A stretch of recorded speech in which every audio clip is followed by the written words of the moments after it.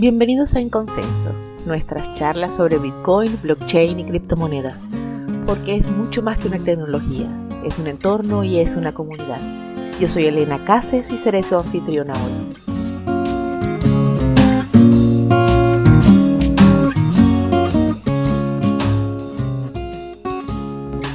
Bienvenidos una vez más a En Consenso. Hoy, como siempre, tengo a José conmigo. Hola José, ¿cómo estás? Hola Elena, muy bien, ¿y tú? Todo muy bien. Hoy nos vamos a entretener mucho, vamos a hablar de temas tributarios con José Antonio Bravo Mateu. José Antonio es especialista en impuestos, es licenciado en Ciencias Económicas y Empresariales de la Universidad de Valencia. Tiene un máster en Contabilidad en Dirección Contable y Financiera, en Tributación y Asesoría Fiscal y es uno de los socios fundadores de Avalbit, que es la Asociación Valenciana de Bitcoin y Criptomonedas. Si ustedes quieren adivinar, pues sí, hoy vamos a hablar de impuestos. Hola José Antonio. En España. Hola, ¿qué tal? Bienvenido a En Consenso, José Antonio. Efectivamente. Hablaremos de impuestos en España, efectivamente. Aunque en algún caso puedo dar guía de cómo puede ser en algún otro país también, ¿eh? Buenísimo eso, José Antonio. Le vamos a sacar chispas a ese ofrecimiento. Comencemos con lo más básico y para mí lo más importante. ¿Bitcoin es una moneda, José Antonio? Bitcoin, tal como está definida por el Grupo de Acción Financiera Internacional, está definida como una propiedad o un bien, no está definida como una moneda. Esto es así porque darle el valor legal de ser una paramoneda sería algo muy grave para muchos países. Hay que tener en cuenta que los estados siguen teniendo la competencia de la creación de dinero. O sea, son los que crean el dinero para los ciudadanos. Entonces, reconocer que existe una moneda paralela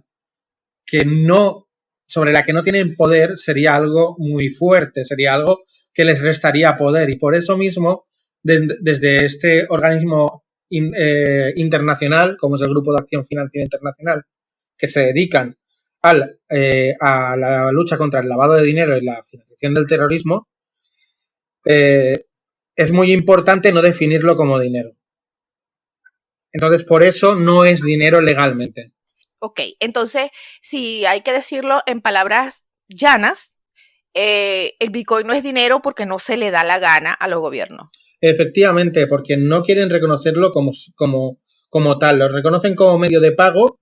Algunos países lo reconocen como un medio de pago incluso legal, como puede ser Japón, pero no lo reconocen como una moneda, como algo, una creación monetaria en sí, sino como un bien que es extramonetario, un bien, una propiedad, algo, como si fuera oro, como una commodity, pero nunca como una moneda. Pero en algún momento el oro fue moneda. Sí, el oro, pero el oro acuñado, no el oro en sí. O sea, el oro convertido en un bien monetario. El oro puro no llegó a ser nunca en ningún momento moneda de curso legal, sino que las monedas de curso legal, incluso de oro, debían estar acuñadas con la efigie del rey, el emperador o la persona que en ese momento gobernara. Se podían tolerar que hubieran otras monedas de otros emperadores, pero lo más rápido era intentar acuñarlas cuanto antes posible. ¿Por qué? Porque la acuñación en sí era un símbolo de poder. Entonces, por eso los gobiernos no van a prescindir de tener ese poder, de decir, mira, somos los dueños de ese dinero y somos los que lo creamos. Ok, entonces, Bitcoin no es una moneda porque ningún gobierno puede decir esta moneda es mía. Efectivamente, porque sería reconocer la pérdida de soberanía de los estados sobre el dinero. Y es una de las cosas que les queda en este momento. Solo hay que ver cómo algunos estados manejan la soberanía monetaria. El mejor ejemplo, Venezuela sí. Y Argentina, bueno, a veces... Ya empezaste. Pero es que es así. Ya empezaste tú con tus ejemplos. Y yo estoy de acuerdo con José Antonio en eso, o sea, no lo reconoce como moneda porque es ceder poder. ¿Y qué estado le gusta ceder poder? Ninguno, ni el más democrático. Bueno, la siguiente pregunta que a mí se me ocurre de una es decir, ¿y eso a qué le importa a Bitcoin? Bitcoin funciona como una moneda, está fungiendo como una moneda internacional sin fronteras. La verdad es que parece que le importa poco que los gobiernos lo reconozcan o no lo reconozcan. No, claro, efectivamente, a Bitcoin le importa bien poco que los gobiernos lo reconozcan, es una moneda de consenso.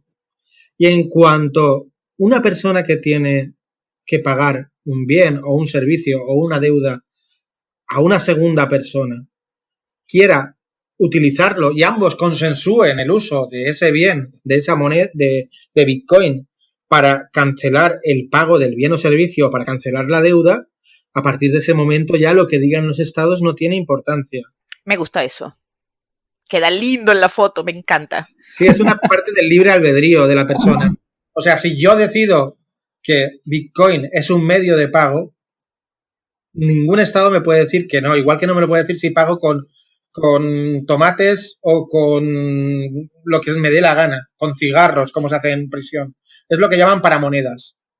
Los cigarros en prisión o, por ejemplo, los sellos de descuento en algunas economías, en economías precarias en Estados Unidos, han sido paramonedas y se han utilizado, y el Estado no podía decir que no se utilizara como una moneda, pero se utilizaban para pagar bienes o servicios y entonces no podías decir Ok, nada. Entonces, en vez de aclarar, lo que hicimos fue introducir un nuevo concepto. ¿Qué es una paramoneda? Sí, pues una paramoneda es algo que no es una moneda de curso legal, pero se utiliza de la misma forma que la moneda de curso legal del Estado. Pareciera que al único que le interesa la diferencia y la sutileza es al Estado. Efectivamente. El Estado o los estados modernos, ¿de qué forma obligan a que la gente use la moneda de curso legal? Pues haciendo que los impuestos se paguen con la moneda de curso legal y no de otra forma, y haciendo que las deudas que haya entre personas se cancelen de una forma mandatoria si se hacen con moneda de curso legal, pero no de la otra forma, que necesita un consenso entre las dos personas. O sea, yo te quiero pagar una deuda a ti y yo tengo que pagarla con la moneda de curso legal, si quiero que tenga efectividad plena. Y si no, necesito firmar un documento en el que diga, le he pagado con especie o le he pagado con otro tipo de cosa. Eso es lo único que nos pueden obligar. Y aparte los impuestos, como he dicho antes. Como los impuestos es una cosa inevitable, tal como dijo Benjamin Franklin, que en la vida había dos cosas de las que nunca nos libraríamos y serían la muerte y los impuestos, pues por ahí tenemos que pasar siempre y siempre se están pidiendo, o mayoritariamente se están pidiendo en moneda de curso legal.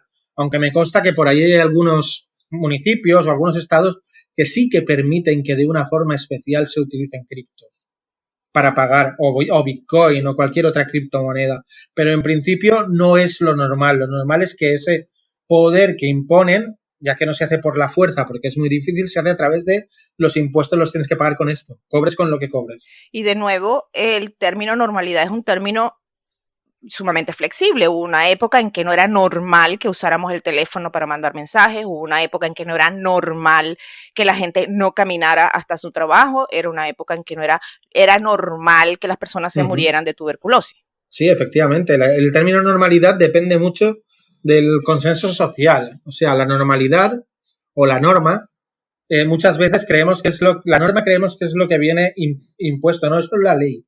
Lo que hace un gobierno es crear leyes. Pero las normas pueden estar por encima de las leyes. Hay normas que son extralegales.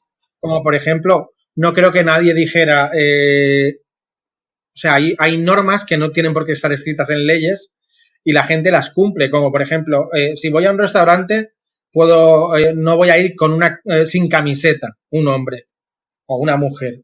No, porque es una norma prácticamente social que tenemos claro, aunque no haya una ley que lo prohíba.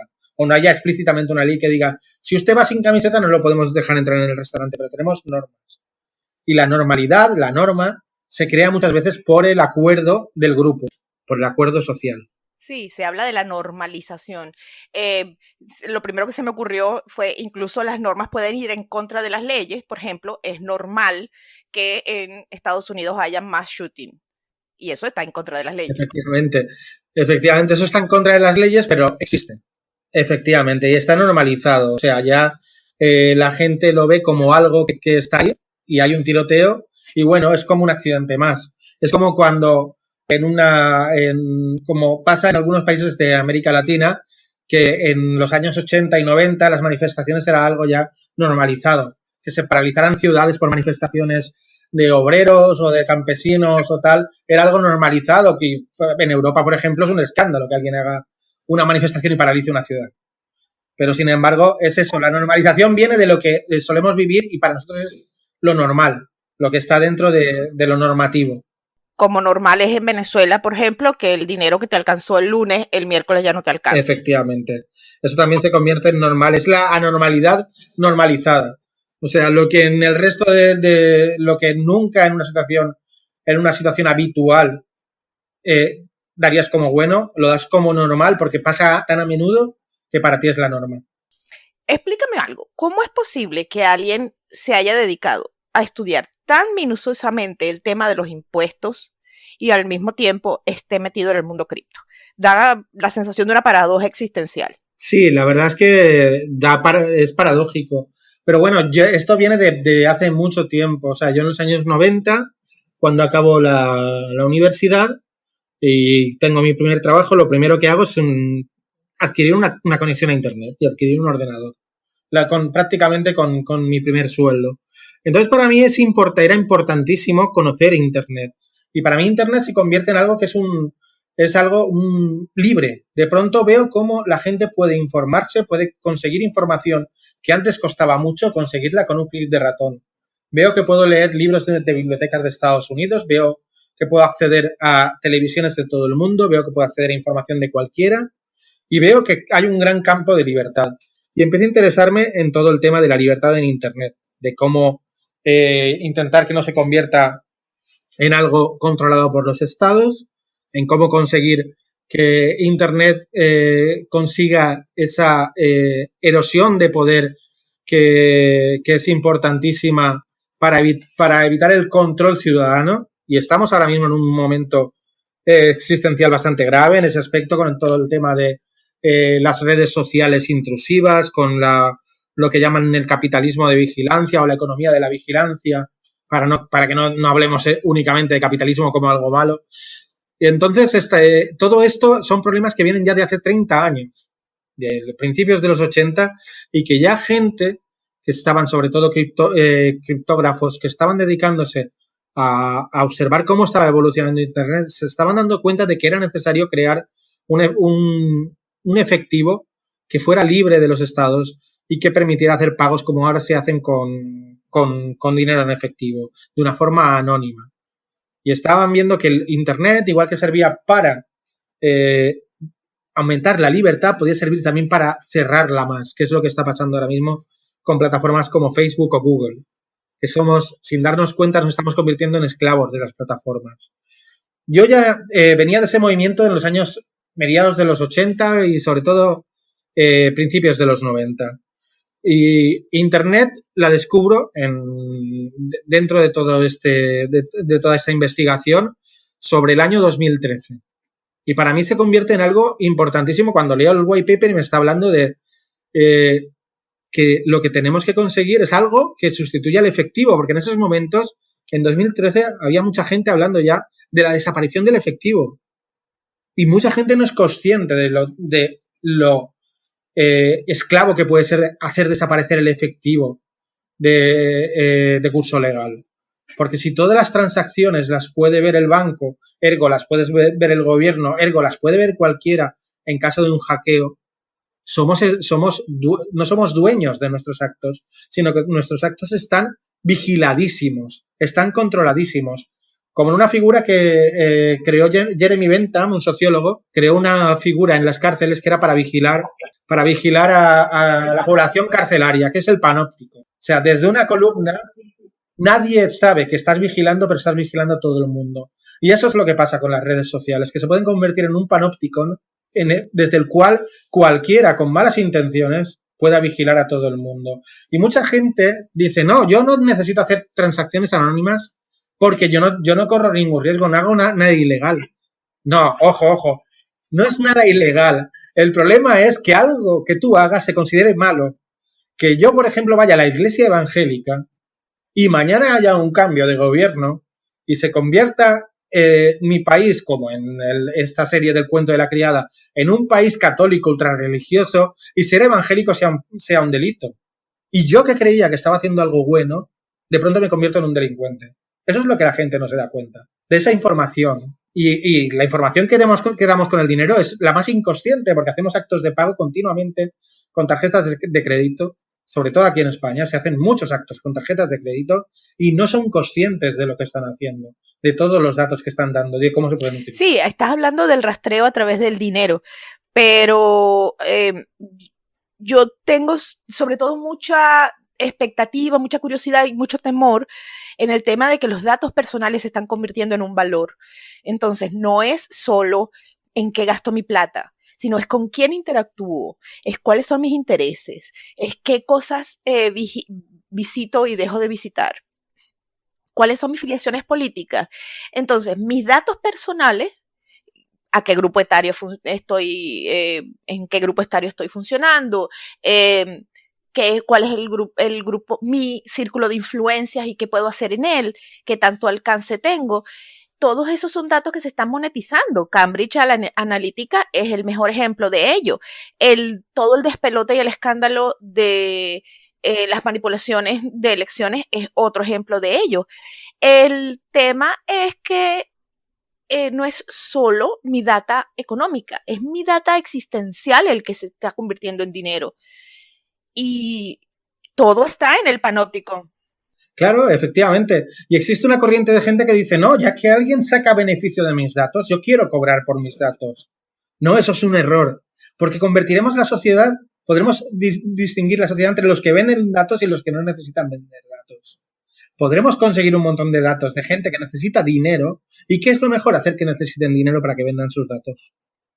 Para que vendan su intimidad. Para que vendan su privacidad.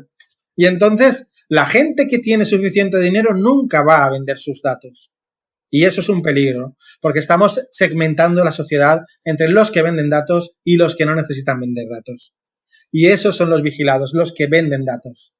No cambiamos nada con eso, con cobrar por nuestros datos. Lo que hay que hacer es ser conscientes de nuestra privacidad y conservarla. Y que la privacidad en este contexto significa efectivamente libertad. Efectivamente.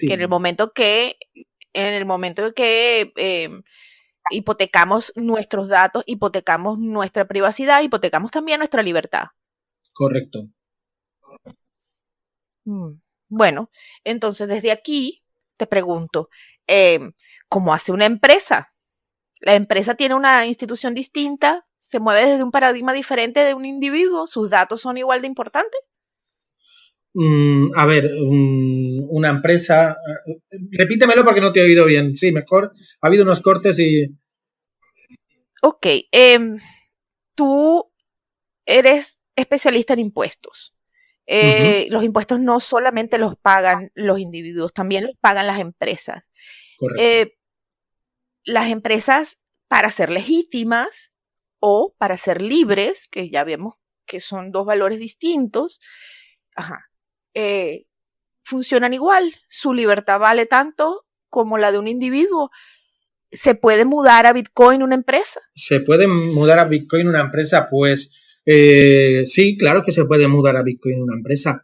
Tenemos la misma... Las empresas son personas, finalmente, cara a la legislación. Okay. Para mí, la libertad de que una empresa... Dime, José. No, te estoy escuchando. Sí, no, decía que la libertad que tiene una empresa para hacer transacciones con una determinada persona, con otra determinada empresa o una persona jurídica o persona legal, como se llama en Estados Unidos, eso también debería salvaguardarse.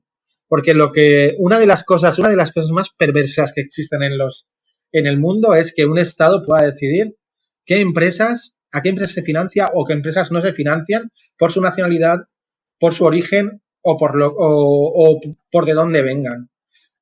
Cualquier empresa que venga, y voy a decir casos que son flagrantes, cualquier empresa que venga de Irán o de Venezuela o de Corea del Norte, bueno, de Corea del Norte no, porque eso es darle de comer aparte. Ahí no creo que haya empresas libres.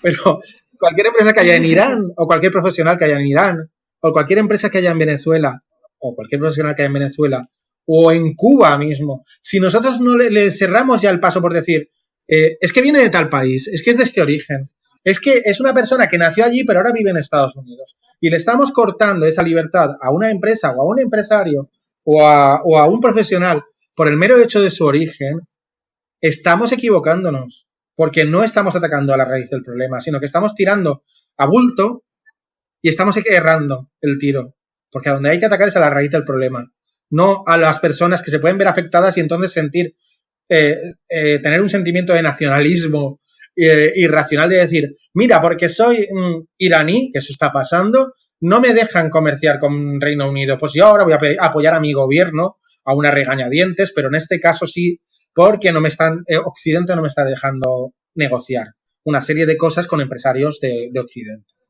Y me prohíben comprar y me prohíben hacer esto. Eso es contraproducente y va contra la libertad de empresa. Y me parece increíble que países que... La libertad... Dime.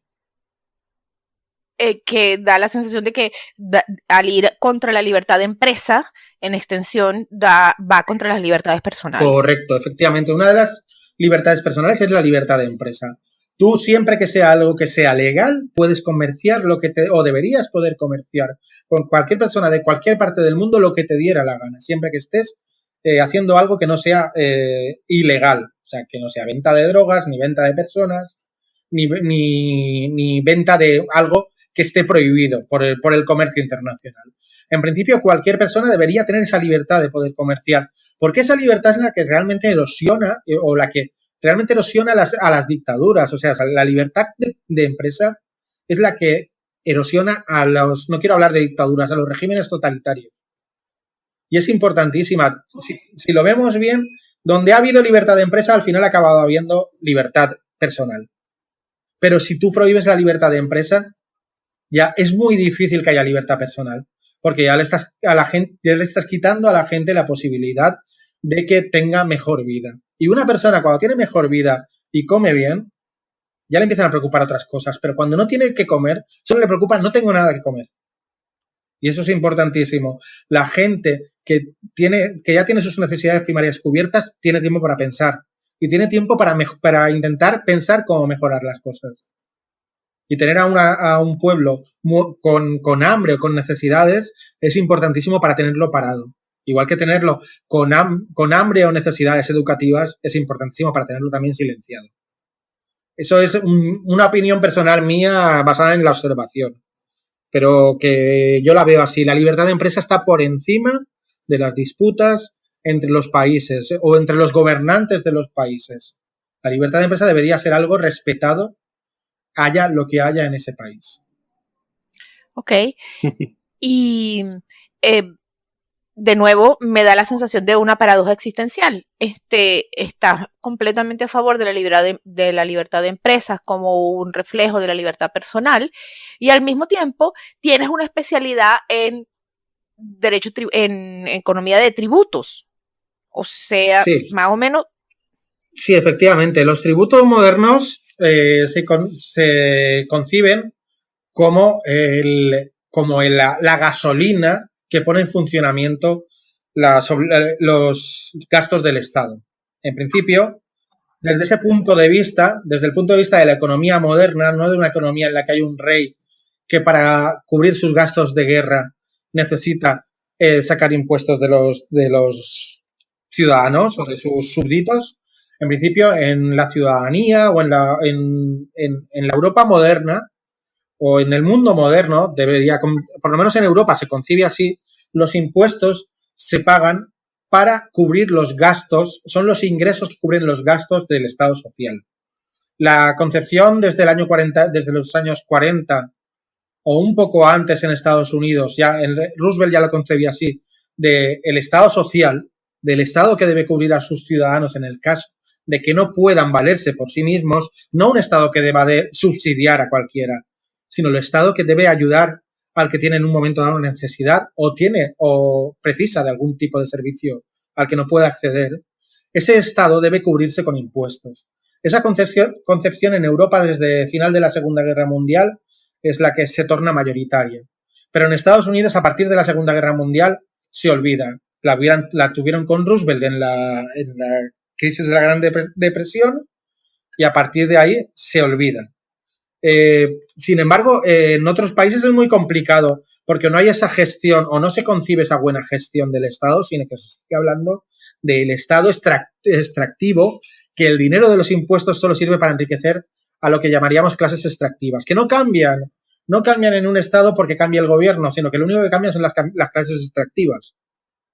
Eso está muy bien diseñado, o sea, está muy bien explicado en un libro en un libro de economía pues es el libro ¿Por qué fracasan los países?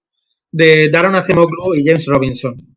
Es un libro importantísimo para descubrir lo que son las clases extractivas, ¿vale? En un país en el que hay clases extractivas, y lo voy a decir claramente, como está pasando ahora mismo en Venezuela, que no cambia, o sea, la revolución es cambiar la clase extractiva, no es cambiar nada. No es mejorar la democracia ni nada, sino cambiar una clase extractiva por otra clase extractiva.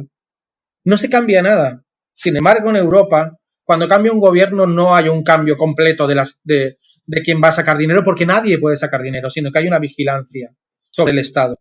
La vigilancia la ejercen los ciudadanos, la ejerce un parlamento y la ejercen el poder que le da la prensa. Eso es lo importante, que tienen toda esa información, o sea, todo ese control del poder. Pero, sin embargo, si no existe ese poder, las clases extractivas siguen sacando dinero y siguen ganando dinero y les da igual el cambio de gobierno. Van a seguir estando las mismas clases extractivas o va a cambiar una por otra. Pero van a ser clases extractivas y no va a mejorar la situación de la población, sino todo lo contrario. Una suerte de gobierno parásito. Efectivamente, son gobiernos parásitos, que son lo que ha habido prácticamente y lo que sigue existiendo en algunos sitios, gobiernos parásitos de los cuales no hay un beneficio, la sociedad no ve un beneficio que saque claramente. Un ciudadano holandés o un ciudadano sueco sí que ve que con sus impuestos se hacen carreteras, hay educación, hay sanidad, hay ayudas a las personas mayores, pero ¿qué puede ver un ciudadano, y voy a ir a una nación que parece normalizada, un ciudadano mexicano, cómo ve que se tratan sus impuestos? O un ciudadano, incluso español, que existe aún esa conciencia, cómo ve que se tratan sus impuestos, si lo que ve son casos de corrupción, casos en los que el dinero va de su bolsillo a enriquecer a veces a constructores o a hacer elefantes blancos o a hacer cosas que no tienen ningún sentido y sin embargo siguen viendo que sus servicios públicos siguen sin mejorar. El tema no está, o en mi opinión o en mi vista ideológica, el tema no está en que eliminemos los impuestos y que cada uno se gestione, sino en mejoremos esa gestión, vigilemos esa gestión, hagamos un Estado que sea realmente moderno, que sea un Estado realmente democrático, un Estado realmente de la gente, pero no un Estado que sea de clases dirigentes, sino un Estado que sea de abajo arriba, no de arriba abajo. Eso es lo importante, para que todos nos beneficiemos. Que la gente tenga una puerta de salida de emergencia, como sería, por ejemplo, Bitcoin, podría dar espacios para que negocien con estados como los nuestros, por ejemplo, aquí en Venezuela, en donde o negocian o ya, o se van, porque sí, efectivamente. Ya no tienen completo control con respecto a las personas, pero eso pasa también por la educación y pasa por la adopción y pasa por eliminar todas las fricciones que hay de la adopción de criptomonedas. Efectivamente, eso es una de las cosas importantes que tiene Bitcoin y las criptomonedas. Yo principalmente siempre suelo hablar de Bitcoin porque es la que más creo que cumple con todas las características, pero bueno, también el resto de criptomonedas pueden servir siempre y cuando se utilicen y tengan una finalidad que sea esta. Son una vía de escape para que ciertas personas en economías opresivas, en economías en las que se les oprime económicamente, tengan un pequeño paraíso fiscal. No, es que la palabra paraíso fiscal tampoco me gusta. Una pequeña bahía fiscal a la que acudir para salvaguardar su dinero. Sí, realmente la labor de un paraíso fiscal... Una península fiscal. Una península fiscal. Sí, efectivamente. Es lo que se llama tax haven. Es un puerto, vamos. Realmente el concepto de paraíso fiscal o de tax haven era un sitio donde la gente salvaguardaba su dinero en caso de peligro. Tiene su utilidad, por ejemplo, o tuvo su utilidad Suiza para aquellas personas que vivían en Alemania y veían peligrar su dinero y lo llevaron a bancos suizos, sobre todo personas judías o personas perseguidas por el Estado. Y ha tenido mucho sentido también en Latinoamérica o en prácticamente toda América y en África para muchas veces escapar de realmente verdaderas persecuciones económicas a gente que tenían empresas o a gente que tenían dinero. Porque realmente no eran afectos al régimen o no se les consideraba que estaban con el régimen. Venía bien que existieran esos paraísos fiscales para liberar ese dinero y que no estuviera en manos de ideologías o de gobiernos totalitarios. Eso es importantísimo. También en la Revolución Rusa hubo gente que se llevó su dinero a Suiza, tal. Gente que ve peligrar sus bienes, su riqueza, la pueden salvaguardar de esta forma y lo veo absolutamente legítimo.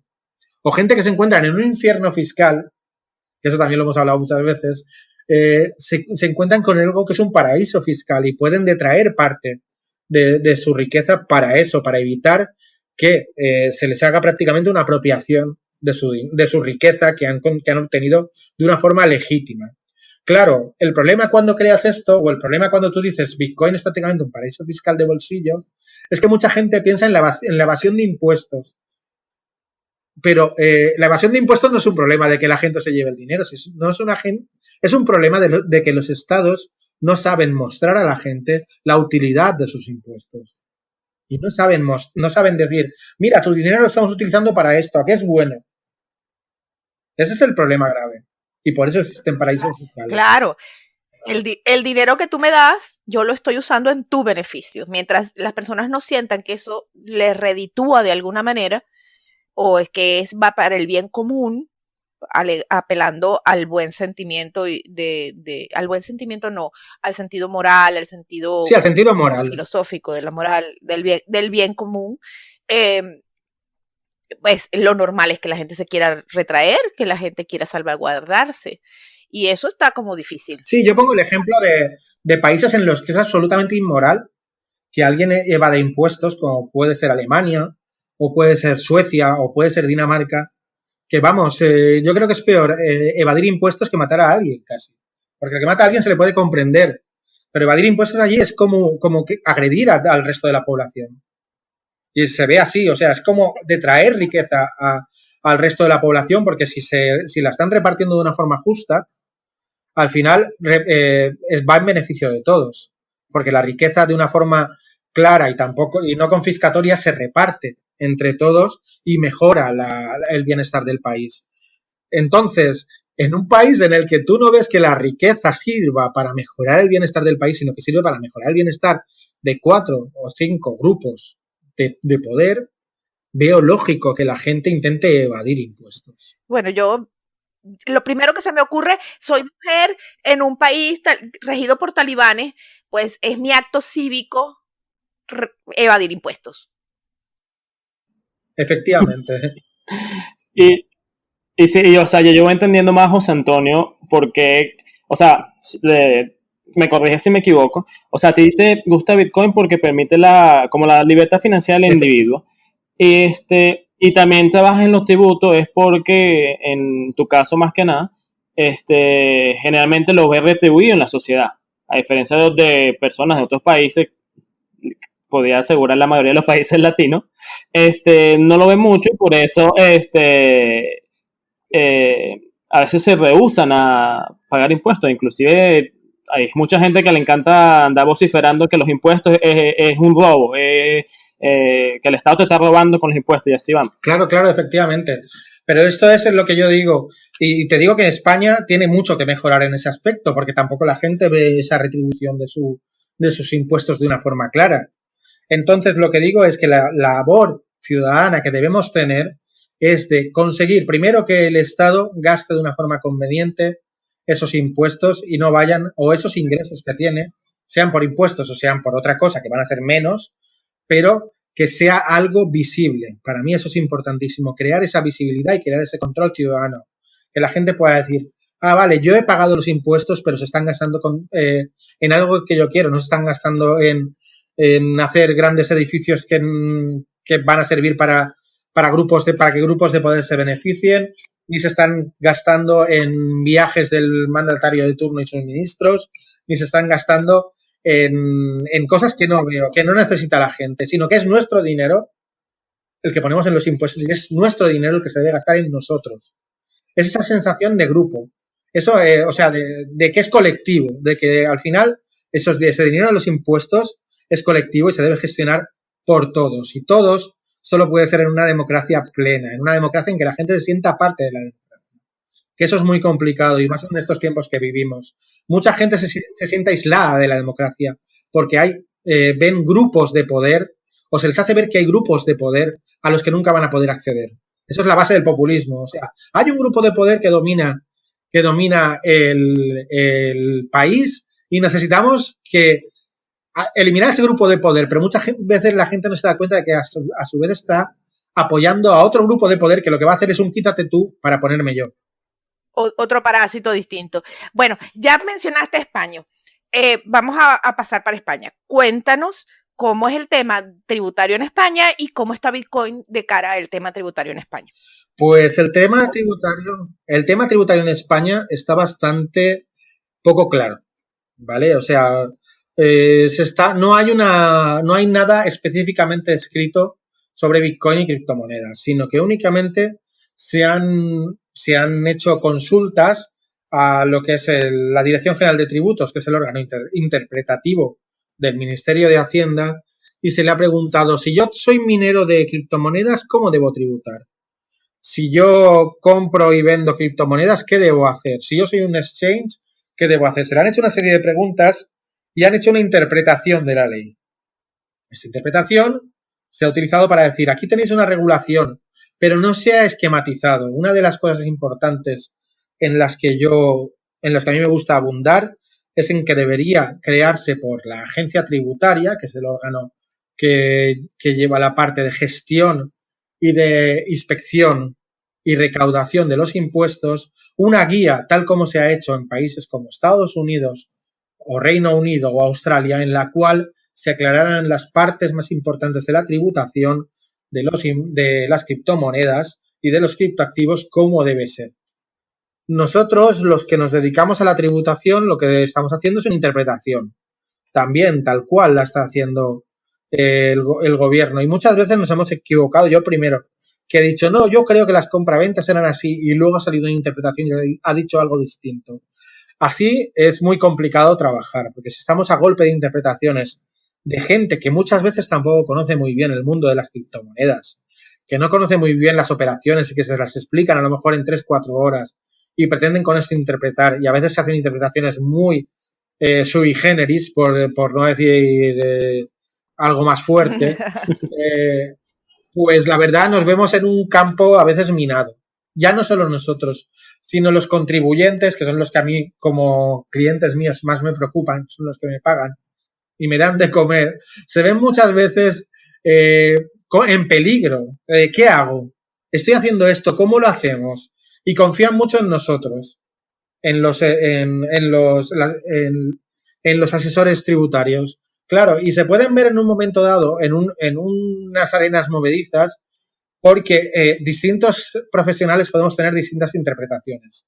Sería muy conveniente que la agencia tributaria en España, bueno, sería muy conveniente en todo el mundo que las agencias tributarias dijeran, si usted tiene criptomonedas debe hacer esto otro, nos debe dar esta información, nos debe dar esta otra, y con eso aclararía más, nos parecería más o menos justo el tratamiento que les dieran, pero sería el tratamiento correcto, porque así, tal como estamos en un campo minado que no sabemos si estamos pisando una mina o si no la estamos pisando, y eso es muy peligroso. ¿Y cómo hago para mantener mi privacidad, mantenerlo como si fuera efectivo, si agarro y lo declaro al gobierno? Es como hablábamos antes, es un tema principalmente de ética. O sea, yo puedo tener mi dinero en efectivo, puedo tener en mi casa 100.000 euros en efectivo y puedo estar gastándolo. Y yo puedo coger cada vez que me cobro de mis clientes, o el que tiene un trabajo por cuenta ajena de su trabajo, sacar el dinero y guardarlo en su casa y siempre pagar en efectivo. Pero no hay ningún problema si yo soy consciente de que hay una serie de actos por los que debo pagar y éticamente lo hago y pago, no veo el problema, porque hasta ahora se ha hecho así en la mayoría de países. No tenían el control de cada operación, pero la gente paga. Yo prefiero esa contribución voluntaria a la obligación y a la persecución, porque la persecución Y la prohibición y la represión siempre lleva a que la gente pretenda saltárselas. Y prefiero que haya un poco más de manga ancha y digan, lo que vamos a perseguir no es vamos a perseguir el delito y no a cualquiera que nos huela a delito. Para que así la gente tome conciencia. Dime. Que es una distinción importantísima, porque como están planteadas las cosas ahora, todos somos delincuentes por defecto y lo que tenemos es que demostrar nuestra inocencia, cosa que ya sabemos que es imposible hacer. Sí, efectivamente, eso es lo que pasa. Yo muchas veces hablo del punto de inflexión que fue el 11 de septiembre. Para mí el 11 de septiembre fue un punto de inflexión importante porque a partir de ahí parecía que los estados tenían derecho absoluto para vigilarnos a todos. Porque se produce una catástrofe grandísima y de pronto la única forma de evitarlas es vigilando a todos, porque si no tienes nada que esconder, no tienes ningún problema. En los años 80 y 90, en todo el mundo habían muchísimos atentados terroristas, había muchos ataques contra los estados y para nadie era algo extraño. O sea, a nadie le iban vigilando por la calle los estados, que seamos conscientes, ¿eh? En algunos países sí que había una vigilancia también, pero la introducción de Internet y la introducción de ese concepto de necesitamos vigilar todo lo que hagas porque para nosotros es importante saber si eres un delincuente o no, nos pone a todos en un disparadero de que cualquiera de nuestros actos mañana puede ser comprendido como delictivo. Y con eso entro en el tema de la privacidad que hablábamos antes. Y la privacidad del dinero es importantísima, como hemos hablado antes. Entonces, ¿qué sentido tiene que yo agarre mi dinero fiat, mi moneda que ha sido vigilada por el Estado y que además está respaldada por el Banco Central, y agarre y lo ponga en cripto y después agarre y lo vuelva a declarar y le diga al Estado, mira, yo tengo tanto? ¿Solo el tema moral? Vale, son dos. Sí, solo el tema moral. En mi opinión solo tiene el tema moral. O sea, yo puedo tener criptos porque quiero ser privado y no quiero que sepan dónde van, o sea, qué hago con mi dinero. Y a su vez puedo declarar porque creo realmente que con mi dinero se pueden hacer cosas buenas o se están haciendo cosas buenas. Yo esa es una de las cosas que más me cuesta, sobre todo porque hemos de tener en cuenta que las primeras personas que adoptaron Bitcoin como un medio de cambio o un medio de pago fueron personas que venían de economía austríaca y sobre todo de libertarios en el sentido que se entiende en América como personas que creen que la libertad del individuo está por encima de la libertad del Estado y que el Estado debe desaparecer. O no debe desaparecer, pero debe ser mínimo, como los minarquistas. Entonces, a partir de ese punto en que muchos adoptantes de las criptomonedas vienen de esa corriente ideológica, llegar a comprender que puede haber gente en las criptomonedas en las que realmente lo que les interesa es la privacidad mucho más que la parte de evitar el Estado o destruir el Estado o minimizar el Estado, es una cosa importante para la adopción completa. Si nos limitamos solo a las personas que pueden tener ideas minarquistas, ideas libertarias, nunca las criptomonedas van a ser adoptadas por la mayoría. Pero si decimos, esto es para que tú conserves tu privacidad, conserves tu intimidad y no hagas que cada acto económico tuyo se convierta en un acto vigilado, podemos conseguir que las criptomonedas se amplíen a muchas más personas y a muchas personas que piensan de formas distintas. Yo muchas veces digo que las criptomonedas pueden servir también a gente que trabaja desde campos distintos políticos o desde ideologías distintas, porque lo que importa es la privacidad. Lo que importa no es como lo que pienses, sino lo que importa es que nadie te penalice por pensar de una forma determinada o te penalice por hacer las cosas de una forma determinada. Ya ahorita para, digamos, tocar un tema más aterrizado, o sea, para los españoles como tal, ¿qué recomiendas cómo manejen las criptomonedas, digamos, para que cumplan con sus deberes tributarios? Muy bien, pues mira, te explico. Principalmente, como sabemos que todas las transacciones que se realizan con criptomonedas, ya sea comprar, o sea, ya sea vender criptomonedas por moneda fiat o intercambiar criptomonedas entre ellas, son actos grabados. Lo importante es que tengamos una especie de contabilidad de esas operaciones, un registro de esas operaciones. Que sepamos esas operaciones que hemos hecho, cuáles son y qué beneficio o pérdida ha podido haber. Es interesante desde el punto de vista económico también. O sea, saber si en una operación hemos ganado o hemos perdido es importante para saber si la operación la hemos hecho bien o mal y podemos aprender de ella. La gente que más suele tener problemas con Hacienda y con sus declaraciones son aquellos que hacen trading. Las personas que hacen trading a veces hacen de 20 o 30 operaciones al día, y si hacen trading algorítmico y con robots, pueden hacer 500.000 operaciones al día. Para mí es importantísimo, ya no solo por el caso de tributario, que es un caso, sino por el tema de saber cómo estamos haciéndolo, tener un registro de esas operaciones y decir aquí hemos ganado, aquí hemos perdido, y aprender de esas operaciones. Si tenemos ese registro ya, la parte de declarar es lo de menos.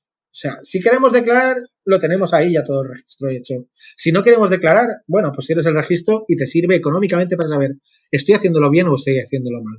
Para lo mismo que sirve una contabilidad en una empresa. Para mucha gente piensa que la contabilidad es una obligación que pone el Estado y dice, tienes que hacer una contabilidad como castigo, para vigilarte. No, la contabilidad en una empresa da muchos datos. O sea, es una fuente de datos grandísima para la gestión, para saber si lo estamos haciendo bien, lo estamos haciendo mal y cómo podemos mejorarlo. Pues igual una contabilización adecuada o un registro adecuado de tus operaciones en criptomonedas te pueden enseñar si estás haciéndolo bien o si estás haciéndolo mal. Y para mí eso es la base para luego declarar.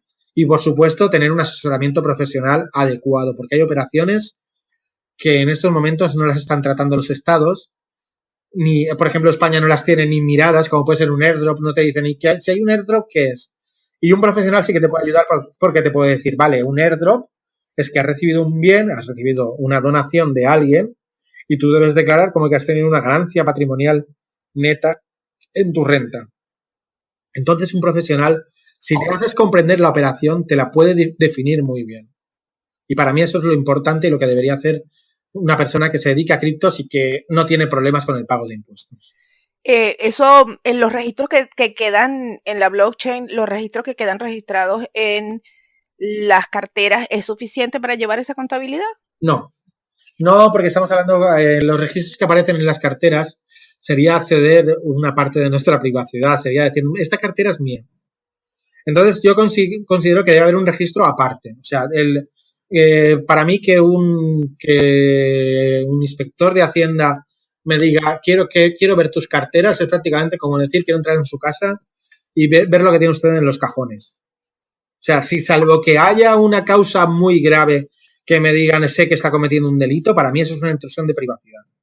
Por eso, si yo llevo un registro aparte, lo importante es que yo le diga, yo aquí compré y aquí vendí. Y ellos crean ese acto y que ellos vean ese acto y vean la coherencia del acto y vean, sí, aquí vendió, aquí compró y él ha conseguido tanto dinero. Es coherente, porque me coincide con los precios, me coincide con las fechas y veo que es coherente. Pero de ahí a ofrecer datos sobre wallets, datos sobre en qué seño operé, cómo lo hice, cómo lo dejé de hacer, es una intrusión de privacidad que se podría evitar y que para mí sería grave. Sería como eso, como déjeme entrar en su casa que quiero ver lo que tiene usted en la caja. Pero entonces se parta de la buena fe. Sí. Es que yo me baso en que los ciudadanos mayoritariamente actúan de buena fe. No pienso que la mayoría actúan de mala fe, sino que la gran mayoría de nosotros actuamos de buena fe. Hay algunos que actúan de mala fe, pero eso no lo vamos a poder evitar aunque pongamos a la gente una cámara en el ojo. El que quiere actuar de mala fe acabará haciéndolo, porque hay un dicho muy bueno en castellano que es echa la ley, echa la trampa. O sea, por más que intentemos vigilar a los ciudadanos, encontrarán el resquicio para salirse. Y si nosotros estamos fomentando la ultravigilancia...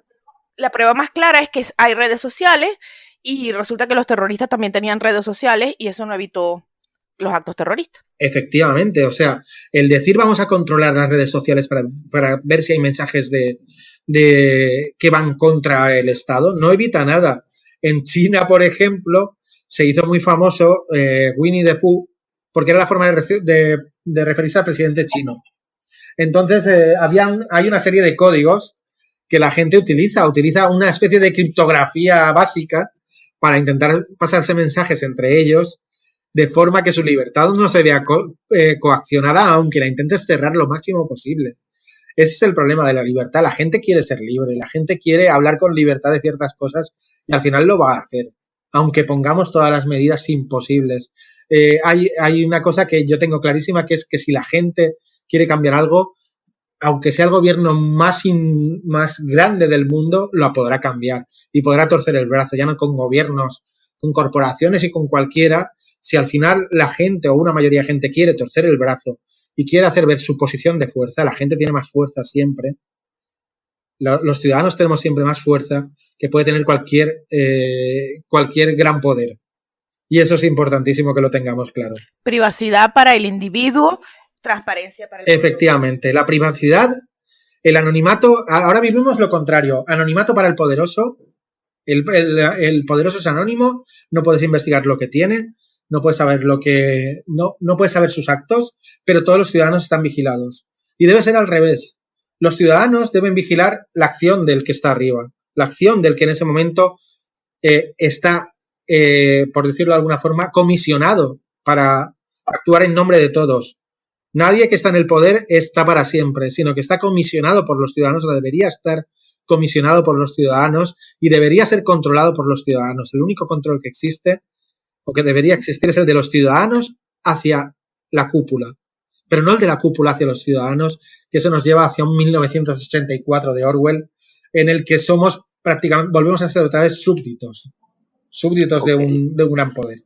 Yo quería, o sea, con lo que me dijiste de los impuestos, me da a entender que para lo mejor, o sea, quien quiera hacer trading en España, lo mejor es que lo haga de manera profesional. No veo a alguien que haciendo cambio de vez en cuando así y casi que de manera irresponsable sin llevar registro y no cumpla bien con los impuestos porque, wow, o sea, como mencionaste el caso de la gente que usa bot algorítmico de más de 500 transacciones diarias, sería imposible para alguien que lo haga por, no sé, por hobby, por decir un ejemplo. Claro, efectivamente, alguien que haga por hobby trading algorítmico se puede volver loco. Debería prácticamente todos los días apretar un botón y sacar todas las operaciones para ver cómo han sido, pero al fin y al cabo es una cosa que se puede introducir en el bot. O sea, se puede introducir los resultados de las operaciones y de esa forma... Yo creo que los bots algorítmicos me preocupan menos, porque estoy seguro que tienen ese registro de operaciones. Me preocupa más la persona que está desde su casa de una forma didáctica o de aprendizaje, haciendo trading y hace 20, 30 operaciones al día, de una forma desordenada, porque primero no va a saber lo que gana. Y segundo, a la hora de presentar impuestos me he encontrado gente que me ha dicho, oye, es que no me acuerdo lo que he hecho, es que me han cerrado exchanges, es que ha pasado esto, se han encontrado con incidentes que ha sido una locura, de verdad. Y yo he dicho, madre mía, ¿y cómo podemos explicar esto? Nos tenemos que ir si alguna vez te inspeccionan, iremos al señor de Hacienda y le diremos, mira, que este hombre ha sido un irresponsable. Se declara irresponsable y sanciónalo, de verdad. O sea, como cuando te pillan borracho en la carretera, que pasa a veces aquí en España, y dices, mire, voy borracho, póngame la multa ya. O sea, no me hagas soplar. Pues igual, o sea, me declaro culpable ya. Antes de que me pilléis, me declaro culpable y así un poquito de manga ancha tendréis conmigo. Ya sabéis que lo he hecho. Pues así un poquito, a veces se lo he dicho a mucha gente, digo, si no has tenido esa precaución, en el caso de que te pillen, ten por lo menos la buena elegancia de decir, mire, sí, lo he hecho, de verdad, me declaro culpable, yo le pago, pero déjeme tranquilo, no me persiga. Pues a veces es eso útil. Si saben cómo soy, ¿para qué me dan una cartera? Efectivamente, ¿para qué me dan a mí un ratón y unos gráficos? Si saben cómo me pongo. De verdad que... Eso se le ha pasado a mucha gente. El problema es que hay gente que viene, sobre todo eso lo detectan en España, hay gente que viene directamente de apuestas y se dedica al trading, como si fueran otras apuestas. Gente sin formación de trading, que les enseñan un cursito de trading y se creen que están jugando en las casas de apuestas, que lamentablemente en Europa se han hecho algo, una especie de lacra social, una especie de nueva droga. Y esta gente muchas veces está incluso desesperada, o sea, para ellos el trading es fundamental y lo peor que hay en el trading es la desesperación, y eso me lo han dicho a mí compañeros que se dedican a trading profesionalmente. Una persona desesperada en el trading es un cebo para que otros se enriquezcan con él. Y es lo que suele pasar. Buenísimo. En trading nos explican siempre los profesionales, el 80% pierde, el 20% gana. O menos del 20%.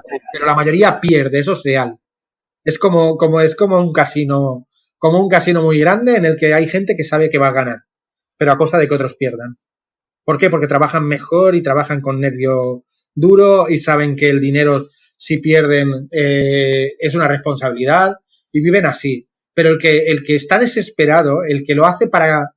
Y eso es una cosa que a veces pasará también en países como Venezuela. El que lo hace para comer es carnaza.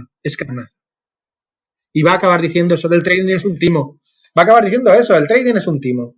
No, el trading científico. El trading bien hecho...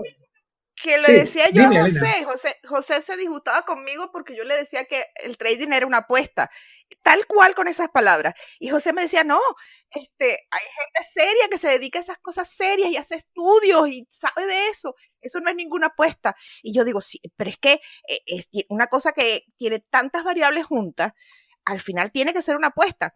Y entrevistamos a una persona que se dedica al trading con seriedad, Alberto, y Alberto nos decía exactamente lo mismo que estás diciendo tú. Hacer trading profesional no es seguir tu corazón, es hacer estudios y seguir haciendo estudios y volver a hacer estudios sobre los estudios y después invertir la plata. Y sí, no se puede hacer, es como hacer una operación a corazón abierto. Una predicción meteorológica. Los meteorólogos no siempre aciertan. Es así, tal cual. Los meteorólogos no siempre aciertan. En todas las ciencias yo he descubierto que existe alguna que se llama metría, que acaba con metría. En economía no se llama econometría. Okay. Y es una forma de intentar medir los fenómenos de forma que puedas buscar patrones. Eso es lo que hacen los buenos traders. O sea, estudiar operaciones y buscar patrones en ese mercado. Y una vez tienen un patrón estudiado y tienen muchas variables más o menos controladas y tienen históricos hacia atrás muy buenos, pueden decir, aquí sé cómo se va a comportar el mercado, porque si 90 veces cuando ha hecho esta curva ha habido una subida hacia arriba, pues si 90 de 100 ha pasado, lo normal es que pase. O sea, lo que hacen es eso, buscar fenómenos que se cumplen, de ahí el Fibonacci y una serie de cosas, que dan muchas posibilidades de que pase eso. Y a veces los traders buenos crean sus propias fórmulas y crean sus propios indicadores. O sea, eso es una ciencia muy buena. Hay gente que se pasa... Yo tengo una variable que podemos usar ya de una si nos queremos dedicar al trading. Cada vez que predigan que Bitcoin se murió, podemos estar seguros de que no se murió. Efectivamente, yo se lo digo mucho. Cuando hablan mucho en la tele de que Bitcoin está muerto, compra. Compra porque va a subir. Así es. Es el contraindicador. Eso se llaman contraindicadores. Y con algún trader de estos, hay mucho trader vende humo también en redes, sobre todo en Telegram. Y entonces los utilizamos a veces como contraindicadores. Y decimos, si fulano dice que sube, tú vende, que va a bajar. Y si fulano dice que baja, vende, que va a subir. Porque es el contraindicador, haz lo contrario de lo que diga ese trader vende humos, porque es lo que está haciendo. Está creando una tensión psicológica en la gente que le sigue para que hagan una cosa y él hacer la contraria. Y yo a veces lo digo a la gente, digo, cuidado con esos vendehumos, porque se aprovechan de vuestra inocencia y de vuestra ingenuidad y os hacen hacer un movimiento a 300, 400 personas que a él le favorecen porque va a hacer el movimiento contrario.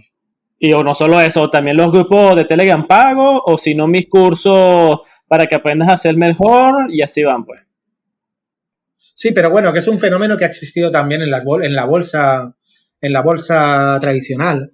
Aquí en España yo he conocido traders de bolsa que no saben, yo creo que no tienen ni un bachillerato y están dando clases de cómo ganar dinero en bolsa. Uy. Y me parece una cosa muy preocupante porque la gente que realmente se dedica a bolsa le dedica muchos años.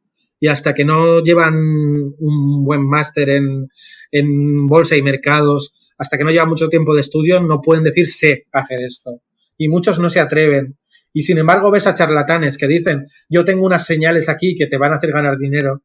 Y a mí me da miedo, de verdad, me da miedo porque no están diciendo la verdad, que el 80% pierde y el 20% gana en el mejor de los casos y poniendo el paradigma de Pareto sobre la mesa.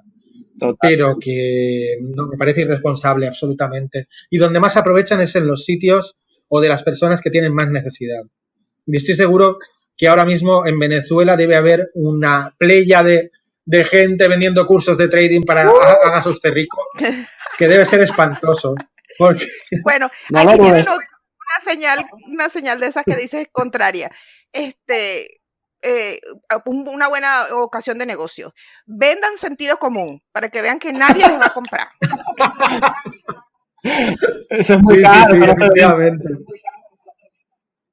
El sentido común, como dijo alguien, es el menos común de los sentidos. por eso mismo O es muy sea caro.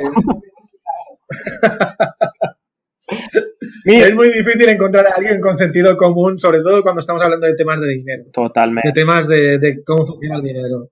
Porque el dinero, y eso lo vio Keynes, se mueve por espíritus animales. O sea, los sentimientos de mercado es si todo el mundo va hacia arriba, si todo el mundo compra, yo compro. Y si todo el mundo vende, yo vendo. De eso se han aprovechado históricamente gente como JP Morgan o Rockefeller, se aprovechaban de esa corriente, de ese sentido de mercado. Decían, JP Morgan ha dicho comprar, todos compramos, ellos vendían. En ese momento en el que decía la gente, JP Morgan ha dicho comprar. O sea, es así, se han aprovechado de eso para enriquecerse y se van a seguir aprovechando mucha gente para eso, para ganar dinero con señales contrarias. Nosotros tenemos en Venezuela un dicho que dice, amigo, el ratón del queso. Ese dicho es desde aquí. Mira, José Antonio, yo quería que me consultarte sobre cómo son los movimientos, o sea, cómo es la comunidad de Bitcoin, criptomonedas en España, o sea, porque he visto que hay son por ciudades, hay gente que siguen, que se agrupa, o sea, Balbí es un ejemplo, ¿no? Balbí está sentada en Valencia, si no me equivoco, ¿no? Sí. Y también conozco que hay otras en otro lado, no sé qué si he visto Murcia, o sea, no conozco muy bien las ciudades, pero he visto que hay como varios grupos en distintas ciudades. Y también como que hay aparte movimientos como blockchain. O sea... Sí, efectivamente. Hay comunidades que empiezan con Bitcoin, hay comunidades que se transmutan luego a blockchain, como ha pasado con Avalbit. Okay. Hay comunidades que se dedican luego únicamente a una moneda, o se dedican... Hay muchísimas comunidades, es algo nuevo y la gente quiere aprender. Okay. Para mí, yo soy una persona que está intentando sobre todo coordinar, o quiero intentar coordinar los esfuerzos de todas estas comunidades y he entrado en contacto con algunas de estas comunidades, pero incluso hay comunidades autónomas o ciudades en las que hay más de una. O sea, en Murcia hay 2 que yo conozca que se dedican a blockchain. En Galicia hay 2 asociaciones. En alguna ciudad como Barcelona ahí está disperso el esfuerzo. Se intenta hacer una asociación, pero no se ha conseguido. Y a mí me gustaría que todas las personas que son entusiastas de blockchain, de Bitcoin, criptomonedas y blockchain, se unieran en un frente común, porque es importantísimo a la hora de convertirte en un referente, en algo que la gente oiga y escuche como algo normal, y no que cada uno haga la guerra por su cuenta. A mí me consta que cuando la gente hace la guerra por su cuenta, la batalla se pierde.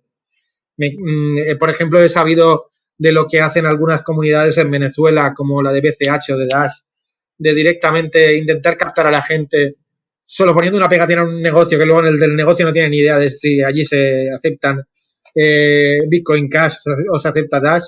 Me parece una cosa horrible, de verdad, porque no ayuda a la adopción, sino todo lo contrario. A la gente le repele. Y yo prefiero que la gente que realmente tenga ganas de trabajar se una para los objetivos comunes, aunque luego trabaje en sus propios proyectos, pero que consiga algo bueno y algo favorable para todos, al final. Es que el tema y estamos en esa labor. Efectivamente. Lo importante no es que José Antonio Bravo esté hablando de impuestos y sepa de impuestos para las criptomonedas, sino de que yo ayude a alguien y otra persona técnica me ayude con un concepto, yo lo entienda y a partir de ahí podamos trabajar en proyectos que sean para todos y en proyectos que favorezcan a la comunidad. Porque la comunidad sigue siendo importante, somos seres sociales, los humanos somos seres sociales y pensar en nosotros como individuos aislados no tiene mucho sentido salvo a la hora de ver la potencialidad de cada uno, pero al final somos seres sociales y conseguimos más juntos que por separado. Conseguimos más coordinando nuestros esfuerzos, que eso también lo decía Adam Smith, o sea, el panadero vende por egoísmo, pero al final necesita que alguien le compre el pan y necesita a su vez otros que le vendan otro tipo de productos, necesitan la comunidad, aunque luego persigan un bienestar personal. O sea, la comunidad es importantísima y cuanto mayor sea, mejor. Es siempre mejor vivir en una ciudad grandísima como Nueva York, porque voy a conseguir un montón de ciudadanos que van a querer mis servicios, que vivir en sitios aislados 50 kilómetros cada uno, y que cada uno mire su bienestar y su propio egoísmo. O sea, la parte comunitaria o la parte no comunitaria, que suena muy mal, la parte social de cada uno es importantísima también para los negocios. Y eso lo tenemos que tener en cuenta. Y por eso todas las comunidades de Bitcoin, criptomonedas, blockchain, para mí, yo creo que de todo el ámbito hispano, porque también se está intentando conseguir a través de Alianza Blockchain Latinoamérica, se está intentando también unir a comunidades que están en Colombia. Ahora mismo está dentro Colombia, está dentro Chile, Panamá también, y algunas comunidades de España también se están uniendo, además de Blockchain España, que fue la impulsora. Y para mí es importantísimo que lleguemos a ese nivel de que todas las comunidades estén unidas de una forma u otra para conseguir objetivos comunes, que siempre hay un objetivo común, que es mejorar el bienestar de todos a través de la descentralización. Y para mí es importantísimo conseguir ese objetivo de aglutinar a cuantas más posibles y buscar más los consensos que los disensos.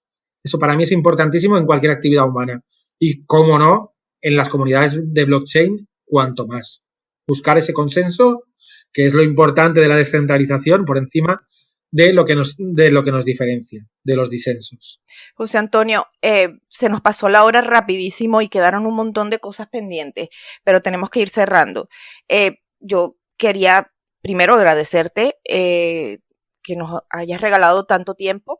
Quería que cerraras contándonos un poquito qué es lo que ves en el panorama en España ahora, que te tenga entusiasmado, que te parezca que va a ser una cosa buena para la comunidad. Pues ahora mismo en España yo veo mucho interés, ya no solo por parte de algunos entusiastas como yo, sino por parte de las empresas en hacer desarrollos en Bitcoin, con criptomonedas. O sea, perdón, más que con Bitcoin o con criptomonedas, con blockchain. Veo que es importantísimo, es una forma de acceso. Hay gente que es muy purista y dice, no, yo solo Bitcoin, solo quiero saber de Bitcoin y no quiero hablar de nada más que de Bitcoin. Para mí es importantísimo que haya gente haciendo desarrollos en criptomonedas, a pesar de que mucha gente me llama, o en blockchain, a pesar de que mucha gente me tacha de maximalista de Bitcoin, porque solo veo Bitcoin como un gran desarrollo. Pero para mí es importantísimo que haya gente que esté experimentando con blockchain, porque al final, cuando se den cuenta de que Bitcoin es importante, tendrán que venir a mí, o tendrán que venir a nosotros, que somos los que estamos hablando de Bitcoin como un desarrollo importante, y decir, teníais razón y tenemos que desarrollar dentro de Bitcoin de esta forma u otra, o a lo mejor estoy yo equivocado y la forma es hacerlo de otra forma, pero si todos buscamos la forma común, que es lo que yo veo, y para mí es importantísimo que haya empresas, que exista un conglomerado como Alastria en España, porque al fin y al cabo estamos todos trabajando por lo mismo, por buscar una mayor descentralización, por buscar eliminar los terceros de confianza y hacer operaciones sin necesidad de confianza entre nosotros. Y para mí es importantísimo eso. Y yo estoy muy ilusionado porque sé que se van a conseguir muchas cosas. Posiblemente algunas de las que yo pienso no. Y posiblemente algunas de las que otros piensan no. Pero al final llegaremos a un sitio común, como se ha llegado con Internet, en el que tengamos cosas que nos sirvan a todos.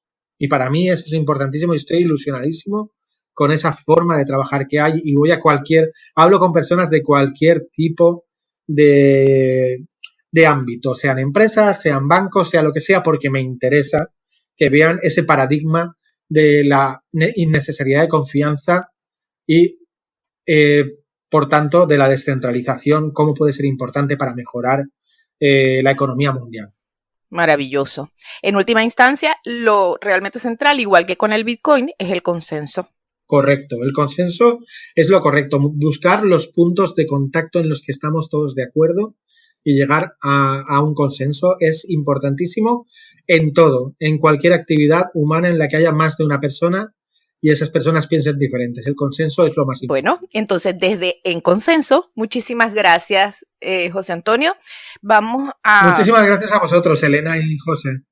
Muchísimas gracias a vosotros porque es muy importante hacer esta labor de difusión de esta tecnología importantísima que es Bitcoin.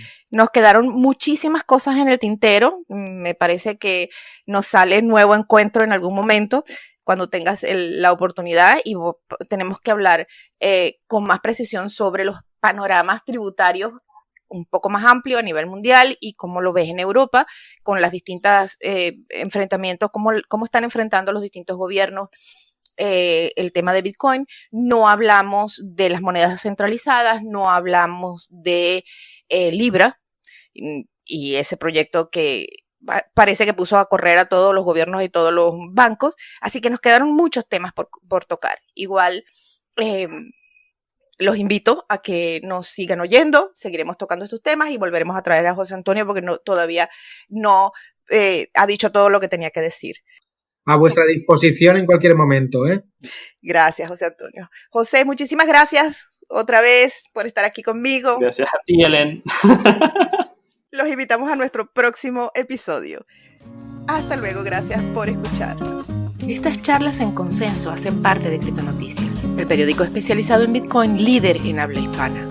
Nos pueden encontrar en Twitter, Facebook, Instagram, LinkedIn, YouTube, Telegram, en la web criptonoticias.com y ahora en formato podcast, donde sea que escuches tus podcasts.